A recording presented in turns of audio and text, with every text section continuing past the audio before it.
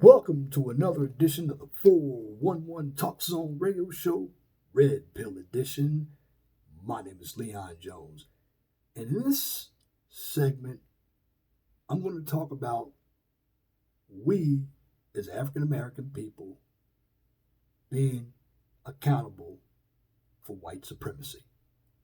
So the title of this video is We Are Also Accountable for White Supremacy. Now, why do I say that?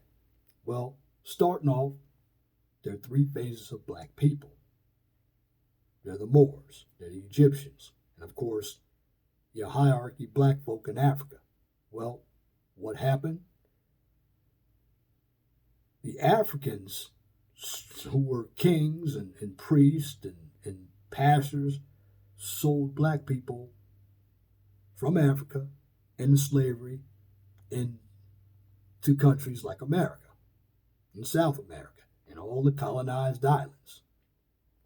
The Moors, they taught Europeans about hygiene and other knowledge. And once the Europeans got that knowledge, they used that knowledge that the Moors gave them to conquer the Moors, the Egyptians. They were hell on wheels with mathematics. But once white folk got a hold of that knowledge that the Egyptians gave them, the Egyptians were also conquered. You see a pattern here?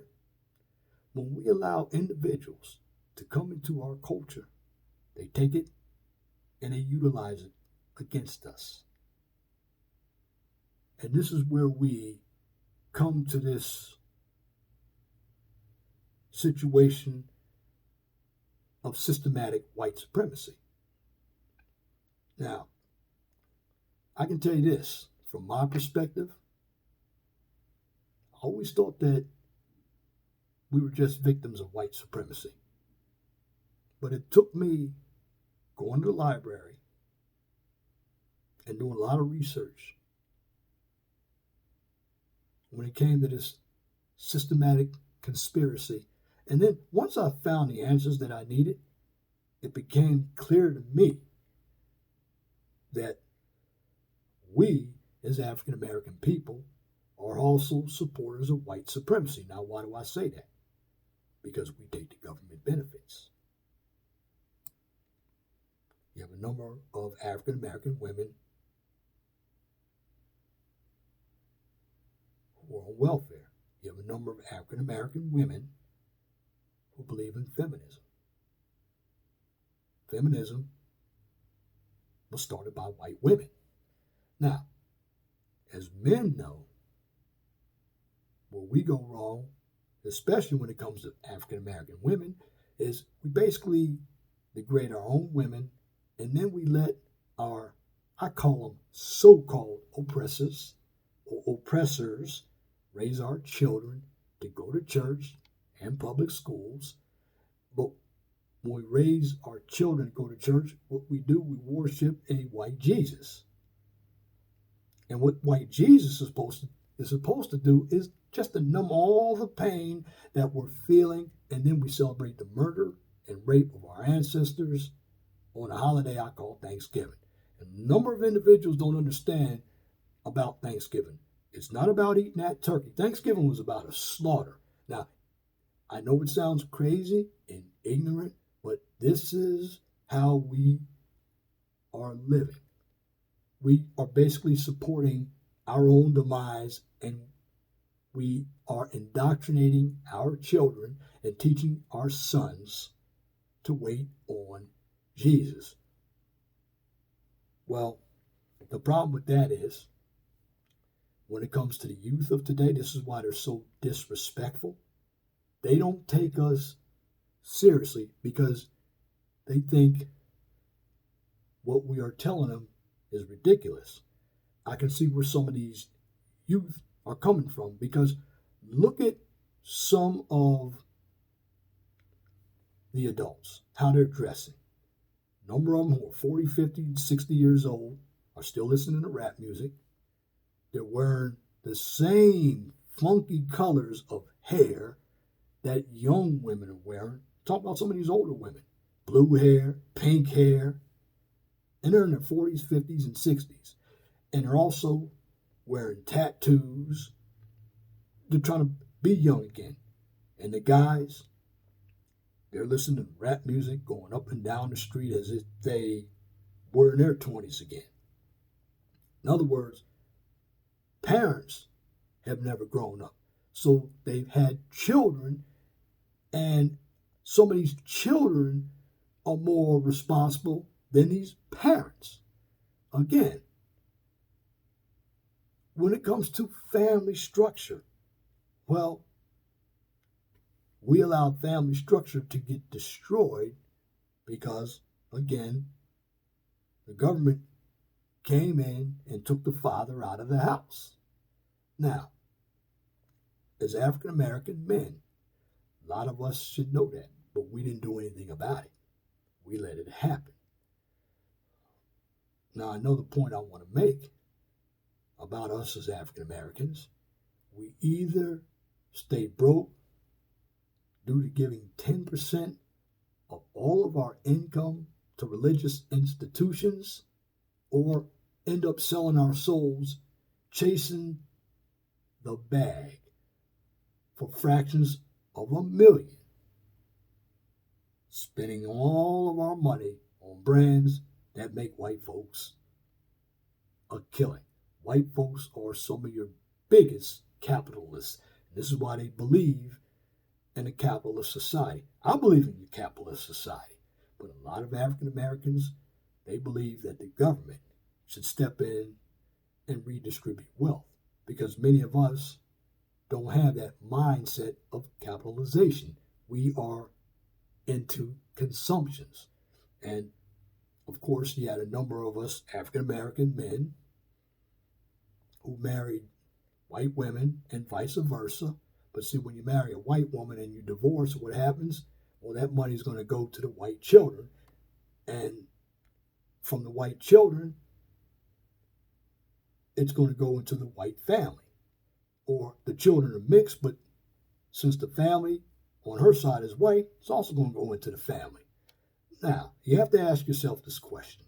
How can we expect to overcome oppression by making poor decisions? As African Americans, we blame white supremacy, but we have become our own worst enemy. And the only thing I can tell you is we are in dire need of healing. But many of us deny healing because we don't think we have a problem. But many of us have a lot of issues. We swept issues like child molestation under the rug, incest. There's a lot of homosexuality running rampant in the African American community, but we don't want to talk about it. It's always hush hush. Also, we don't support our true leaders until they are in prison or dead. We don't accept esoteric knowledge until it comes from some white person. And again, a lot of our children, whether in the inner city or the suburbs, they're taught in these public school systems that this country is bad. Government is good. They teach a lot of hate in these public schools. But also, they learn, and I'm talking about children, they learn from the European way of thinking. We don't start our own communities because many of us don't have the economics or the resources or the knowledge to start communities. Now, I will say this. We did have Black Wall Street and other communities, but they got destroyed. And I know if we were able to start something, it may get destroyed again. So I can see why we are a little afraid of starting our own communities. Because see, what would happen if we do that? Then we have two different economies. Because I'm not going to say black people are not capitalists. Many of them don't understand capitalism because most African Americans, when it comes to voting politically, they always vote for the side that has identity politics. racism, feminism. They're all, the Democrats on the left, they're against capitalism because they love socialism. Well, socialism keeps you in a poor state. And a number of African Americans should be used to living poor because a lot of us are poor. Again, when it comes to our income, we spend our money with strangers rather than with our own people. Now, what do I mean by that? We'll spend our money by paying full price to white businesses. But when it's a black business, oh no, we want something free. In fact, we will get a nasty attitude against one of our own when it comes to selling product to one of our own. And the person that wants to buy the product from us who's black, he thinks we sold the community out because we have a business. The person who's supposed to be a customer is going to tell the business owner who's black, you think you're better than us. See, the crabs in a barrel mindset is going to get us absolutely nowhere. And the problem with African Americans is we don't like each other. We have this hate and disdain.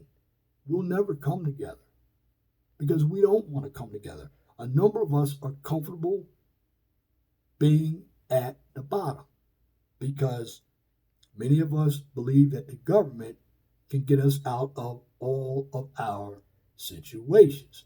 Again, if you look in the urban areas, when it comes to crime, okay, we talk about police shooting African American men. Well, what about African American men shooting African American men in Chicago, in Baltimore, in Milwaukee, in Detroit, in Houston, in New York, in Philadelphia, in LA? We don't talk about that. But black on black crime makes up 50%. And I'm talking about the homicidal rate. And this is by the FBI statistics. 52% of homicides in America, black on black crime. So we keep shooting each other, killing each other. Well, we won't need anybody like Margaret Sanger around because we're just going to eliminate ourselves. So, besides killing each other, you have to understand how long this has been taking place. This is generation after generation after generation. Now, the only difference now is we got more media to report it. But you have to ask yourself this. How long are we going to keep marching and voting for change? We have children, and children are supposed to look up to their parents. But we're not giving children anything to look up to but lip service.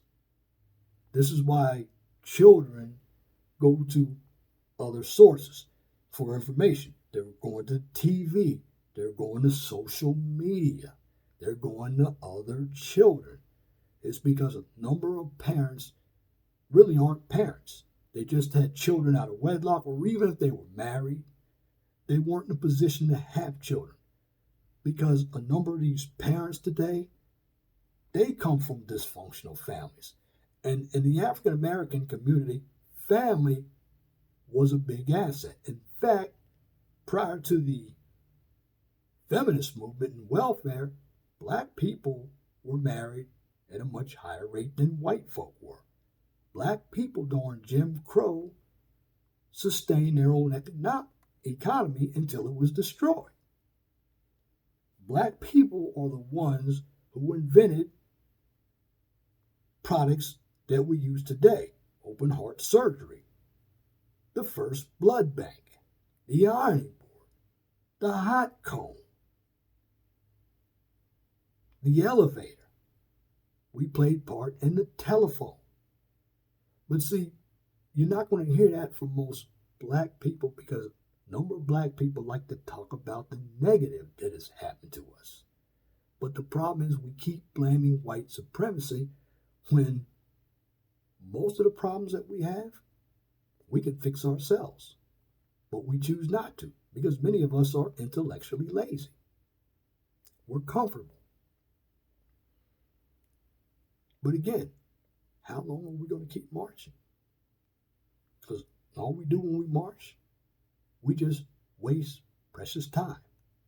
Now, what should have happened when Martin Luther King and Malcolm X were living, we should have just fought for equality and not integration.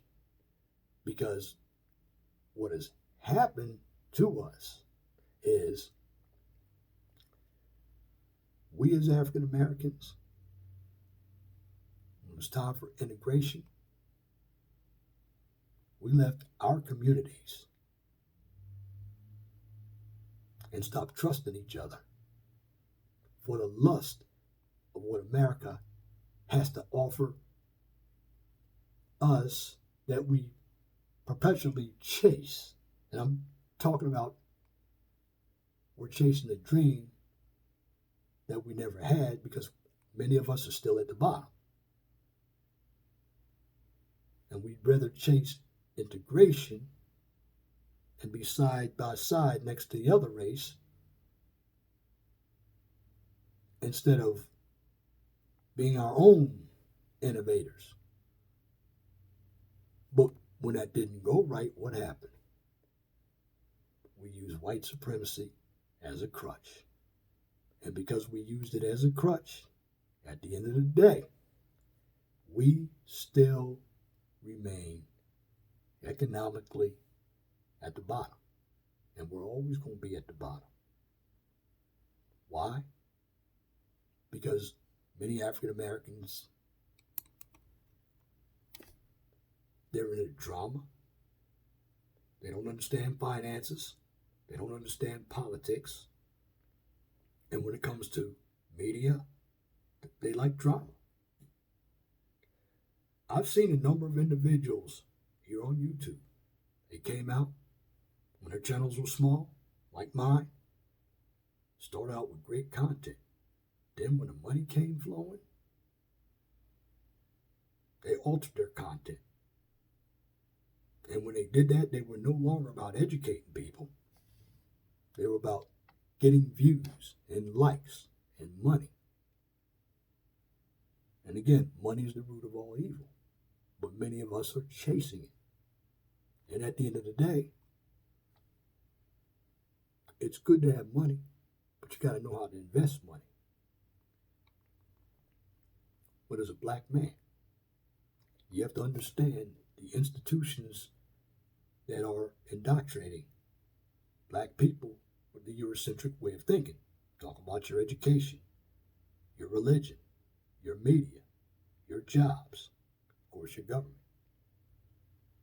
And going back to government, many African Americans really have this thought that big government is going to solve all their problems. But it's not going to solve your problems. It's going to put you in a bind. Because what you're going to get from the government is trinkets or crumbs. You know, if we want to make inroads as African Americans, this has been said before. It's never going to happen. We got to learn to trust each other. That's very hard because we have a lot of envious and jealous people. I mean, you have the street guys, they don't like the educated guys. The educated guys don't like the street guys. There's a lot of colorism between light skin and black skin or dark skin in the African American community.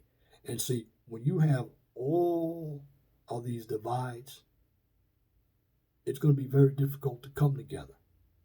And all these divides present a lot of jealousy and envy and crabs in a barrel and name calling. And at the end of the day, we are accountable for white supremacy. White supremacy hasn't hurt us that much. We've hurt ourselves by not being accountable and responsible. And when there's a system in place, you need to understand the system so you can find ways to get around it. We don't choose to do that. And at the end of the day, we are going to continue to lose. Now, there are some of us who are pretty knowledgeable. But again, you have a number of African American individuals who are particularly on the left side of the Democratic spectrum. So they believe we're all monolithic. So if you don't vote to the narrative of the socialist platform and you become an individual, you're going to be labeled a coon. But a number of African Americans don't even know what the word coon means. A coon's a fool. That's what a coon is.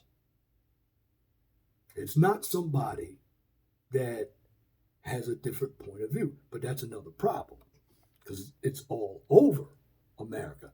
If you disagree with any point that the left makes, they're going to ostracize you.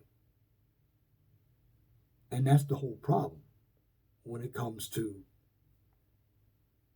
politics. And again, I tell African American people, you need to do a lot more reading instead of watching TV. Too many of us want to get engaged with entertainment, but we don't want education. And I know on YouTube, education does not sell. I look at my channel, my subscriber count rarely ever goes up. I mean, I just hit 1410. And on my other channel, The Mind of STEM, where I'm actually teaching something, nobody wants to come over and see that. Why? Because it's dry. It's not dramatic. It's not like watching Empire or Power. No. They don't want that education. They want the entertainment. Entertainment's not going to put money in your pocket. And all we're going to keep doing, and this is why we'll never have businesses, we're going to keep supplying money to businesses already established. This is why if somebody complains to me about white supremacy, I simply look at them and say, yes, systematically it is in place, but we also cause part of it. We don't want to take responsibility for our own mistakes, our own poor decisions. Because if you think about it, most of the problems that we have, we can solve ourselves. We just don't want to solve. Because when it comes to African Americans, we're always looking for somebody to do the work for us. We're looking for somebody to tell us what to do. And at the end of the day, leadership is dead. Your Al Sharptons, your Jesse Jacksons, they can't lead. They had their day in the 60s and 70s. We have to change our mindset. We have to become more innovative. And again, we can't accept everybody. And the reason why I say that, when it comes to black people, we want to include the losers. The losers drag you down. See, when it comes to white folk, you don't see poor white folk living around established white folk with money. You don't see that. See, we don't have that same mindset. Because we think we got to love everybody. But see, white folk aren't that way. White folk know that the trash, they're the drones. They're the ones they can control because they're going to get the drones to buy their products. And then they're going to send the drones right back to where they live. And they're going to keep maintaining their hierarchy in their high-value districts. See, black people don't think like that. Black people think that we got to bring everybody to the promised land. We can't bring people to the promised land who are dysfunctional. You can't bring people to the promised land who aren't up for production. Because when you deal with opportunity, it's all about production. It's all about investing time, investing money. And then you can invest in people. But see, we don't have trust in one another. Again, the black church is dead. The black church uses black women.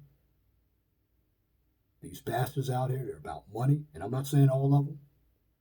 But these pastors, they break up families because some of these pastors are having sex with the women in the church and some of the boys. And this is why there are a number of black men like myself who don't go to church. Because the pastors don't have anything to offer us. In fact, the pastors don't want a number of black men there because we are a threat. We will get into that pastor's face. We will confront that pastor. Because we're not going to spend our money on something that's not going to benefit us. And see, the black pastor knows that women are gullible. All he has to do is get behind the pulpit, read a couple verses, raise his voice, and he's going to get what he wants from these black women out here. Because his job is to make them feel good. And when they feel good, what are they going to do? They're going to keep coming back, putting more money in his pocket every Sunday. See, a black man who's reasonable, not going to be able to do that. Why? Because we know what men do. And when it comes to our money,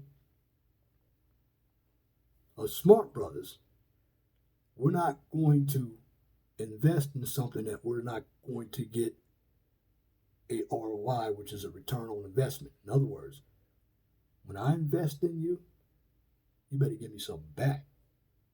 Because when you waste my time and my money, then I'm going to be upset. And there's going to be conflict. But again, when it comes to black community, what a number of us do, we use white supremacy as a crutch. Now, I'm not saying white supremacy isn't part of the situation that's going on, but we have a number of black folk who fail to get help. We have a number of black folk who are uneducated. We have a number of black folk who have a lot of health problems. We have a number of black folk who spend a lot of money. We have a number of black folk who are in jail. And most of all, overall, we have a lot of black folk who are jealous and we can't stand one another. We can't disagree without individuals throwing ad hominem attacks and violence because somebody says something that we don't agree with. Now, what you got to do if you're going to disagree, explain your position. That's what you got to do. A lot of us don't want to explain our position. A lot of us think we know it all. When we have that attitude, we are not going to respect authority. And that's why it's very difficult for blacks to be in power. Because we're always going to be saying, well, you think you're better than me? That envy and jealousy is going to come in. We're extremely emotional people, most blacks. We're not logical. And this is why you got the dysfunction in the black community. So it's not white supremacy. We use it as a crutch. But in the end, no one is defeating us except us. And that's my commentary for this edition of the 411 Talk Soul Radio Show right here on YouTube. If you like what I just presented, please comment, share, and subscribe. Also, subscribe to my newer channel, The Mind of STEM.